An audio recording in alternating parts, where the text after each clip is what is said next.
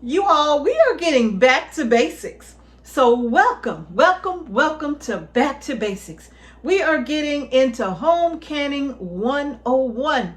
We are starting from the beginning. We are starting from scratch, okay?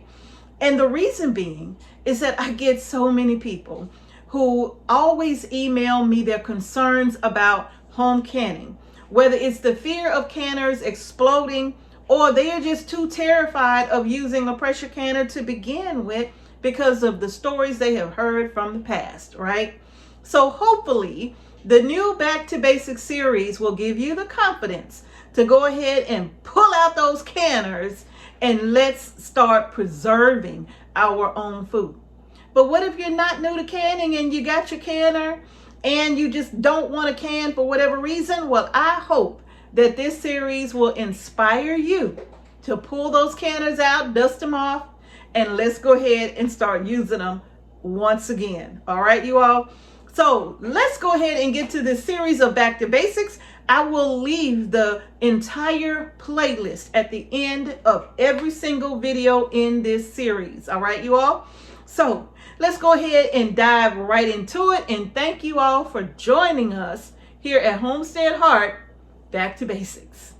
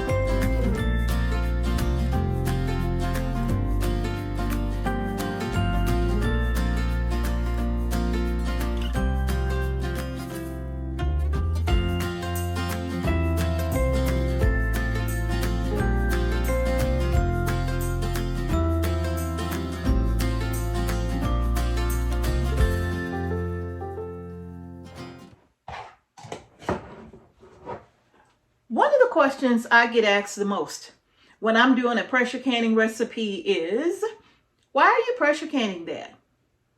Why are you putting it in a jar? Why not just put it in the refrigerator? Right? So I decided that during this Back to Basics series, I'm going to go over with you why food preservation is so important and why using the pressure canning and water bath canning methods that are tried and true are so valuable, especially in today's time. So why preserve food?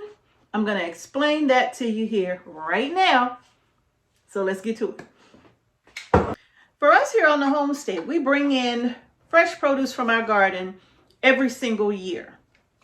And the moment we pick that produce, the same enzymes that help that fruit or that vegetable to grow are the same enzymes that keep going. So the food starts to deteriorate, right? So for us, getting that food inside, getting it cleaned, and then getting it preserved is very important. And it has to be done in a timely manner. Even if you go to the supermarket and you buy produce or you buy meat even, well, you do have to preserve that food in one way, shape, form, or fashion. Either you are refrigerating it or you are putting it in the freezer. But if you're putting it in the refrigerator, well, it's only going to last so long, right? So when it comes to pressure canning food, we pressure can it for long-term food storage, right? Because when we are harvesting produce from our garden, there's no way we can eat everything that we harvest before it will all eventually just go bad. We harvest a lot of tomatoes. We harvest a lot of bell pepper, right? We harvest a lot of onions and squash and whatnot.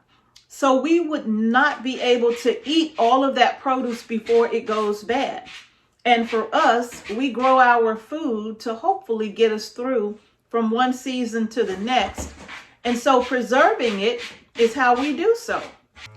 Putting our food in the pressure canner is how we choose to primarily preserve our food. Now, even if you put the food in the fridge, if you notice, if you don't eat it in a timely manner, it starts to mold, right? It starts to go bad, and then you have to toss it.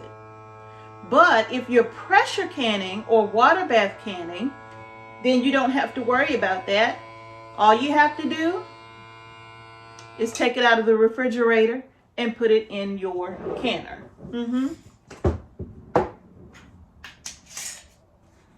During the canning process, our canners will reach temperatures well above 200 degrees, right? And those temperatures are needed to kill certain bacteria that otherwise will continue to grow if it has access to oxygen. But when we take the food through the canning process, whether it's water bath canning or pressure canning, we are depriving those foods of the oxygen that they would use in order to spoil and go bad, okay?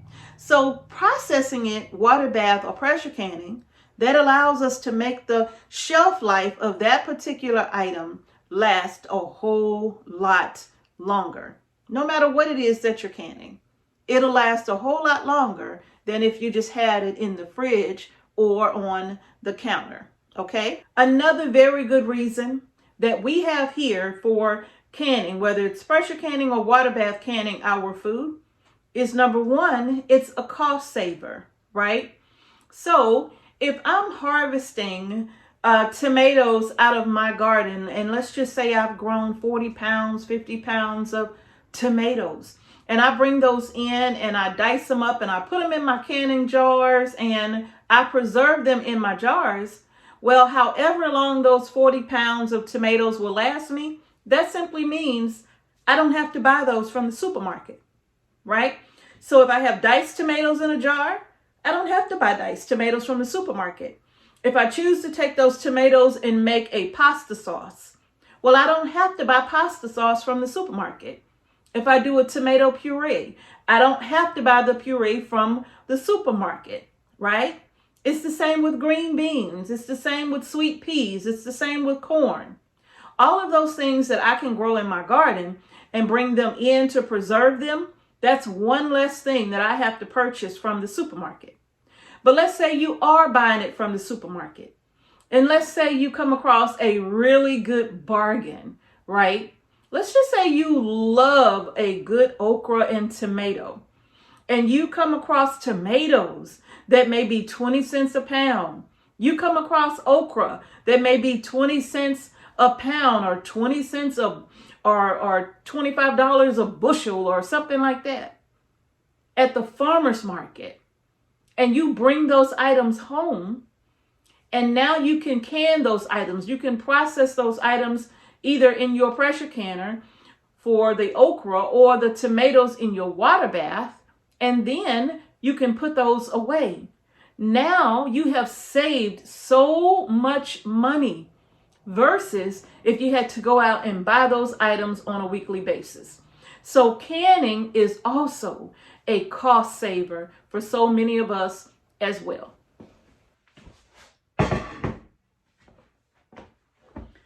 So, are you saying that if I put food in a jar and put it in that contraption right there, that it will definitely keep my food and allow my food to last a whole lot longer than if it was on the counter or in the refrigerator? Oh, absolutely. That's what I'm saying. Let me explain. During the pressure canning process, you are exposing your food to temperatures high enough that will destroy microorganisms and deactivate enzymes that are naturally found in food. And when you do that, you're heating up the food in the canner. And as the canner heats up, it starts to destroy those microorganisms because you are processing this for a certain amount of time. And that time will vary based upon what you're canning. But when you heat that up, you're killing those microorganisms, basically neutralizing the enzymes inside, right? so nothing can continue to grow inside of this jar. And then as the jar starts to cool down, as the jar starts to cool down, what now starts to happen once you take them out of the canner is a vacuum seal starts to take place. This lid is now just being sucked down onto the jar, and that lid is going to form a seal. This lid and this gasket will now form a very tight seal, because during the canning process, the air was pushed out of the jar. The air is gone. Microorganisms have been killed. Enzymes deactivated. And now as the jar starts to cool, it's going to suck that lid down onto the rim of the jar, okay? It's going to make a very, very tight seal. And this band here is put on to hold this lid in place during the pressure canning or water bath canning process, okay? Now, some people may be concerned about the utility usage when it comes to preserving your food using the pressure canning or water bath canning method, right? And I will say this from my own personal experience, is that the overall savings is greater for me than it is to just constantly have to go out and purchase food over and over again, week after week. Because one thing is for certain, and two things are for sure.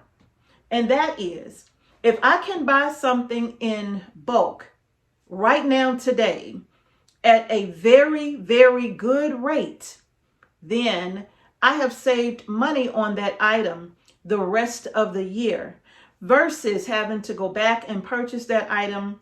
Depending on how often I use it, it could be weekly, bi-weekly, or monthly, right? But if I can get something at half the cost today, I have saved money on that item for the remainder of the year. So the utility cost for me is not a big concern, but that is something that you will have to factor in. You'll have to weigh the cost there, okay? Because some places utilities can be extremely expensive, and depending on the time that you choose to pressure can during the day, it could cost a bit more. So that's something you're going to have to weigh out, okay? But the insurance policy alone, anything could happen.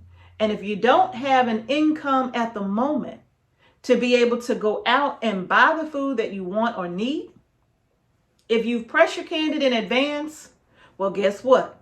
That's one less worry that you will have. So now hopefully I have answered your question. Why do I pressure can that stuff in the first place? Why do I put it in jars in the first place? Hopefully you have a better understanding of why exactly most people choose to pressure can their foods. A lot of people do it because, well, we grow our own food. And because we choose to grow a lot of our own food, we have to preserve it.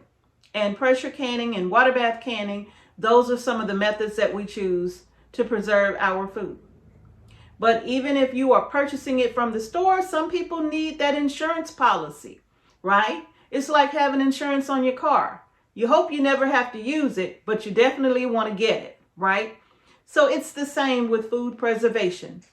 You definitely want to get it, but you hope that you don't have to use it. Because most people have it as an insurance policy in the case of job loss or illness or natural disasters even. There's so many different reasons why people preserve their food using home canning methods. Hopefully I've made that clear. So you all, that's going to do it for this video. If you like the video, give it a thumbs up. I hope you are finding back to basics helpful in this little mini series, you all. So thank you for watching Homestead Heart. If you have not seen the other episodes in this series, I will leave the entire playlist at the end of this video. Peace and blessings to each and every one of you, and I will see you in the next video.